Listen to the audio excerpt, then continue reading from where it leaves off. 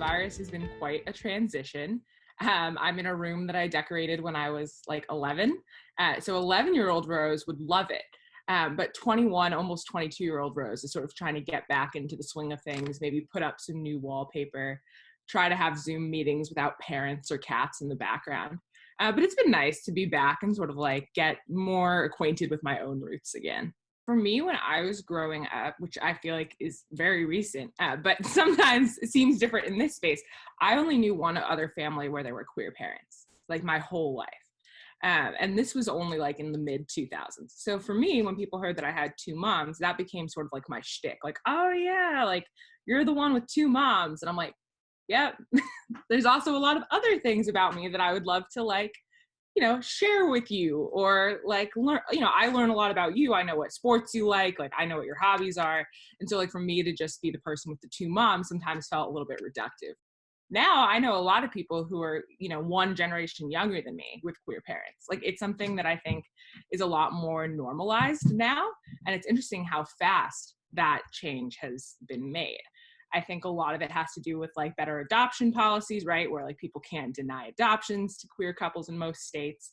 And also that like there's so much media that normalizes different types of families more. So like as cheesy of a show as Modern Family is, it was actually really important for me to watch that growing up and like seeing families that looked more like mine reflected.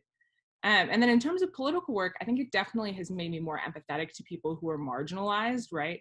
So like I can say, oh yeah, I can sort of understand or think about the way another group is marginalized because I know how my moms have had to move through the world. My parents are both quite artistically inclined. They're interested in politics from to a certain degree, right? So to the degree that they vote and they're engaged and they'll go to rallies. But they think that the work of it itself sometimes can be a little bit messy and a little bit mean. And so they sometimes wonder why I would want to do that. But they have been very supportive and understand that really what I'm most interested in is the policy side. And there's a lot of really good work that can be done there. For me, what really got me interested in this is that my parents, although not necessarily, working in politics, were always educating me about how political decisions would impact my life, whether that was for their civil rights, whether that was for how long people could get off of work when they had children, whether that was about minimum wage. All those things were really instilled in me, and I was always interested in learning more about how all of it worked. I haven't been home now for 3 Mother's Days. So when I was younger, it was sort of a big deal. Usually one mom would help me prepare something for the other mom and vice versa, and then everybody would have a good time. That's sort of when I was really little. Then in middle and high school, I started making these really elaborate breakfasts, which over time have turned into brunches as I've started waking up later and later, just naturally. I think the breakfast only really becomes something that my parents enjoyed by like 8th grade, because in 5th and 6th, like you have to clean up everything after the kid, so it's almost not worth it.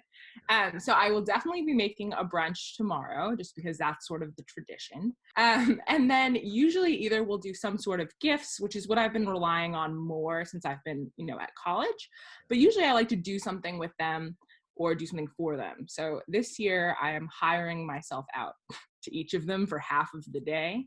So I hear I have some painting to do in the morning perhaps, or the afternoon. And then in the other part of the day, I have to transfer some files on Google Drive.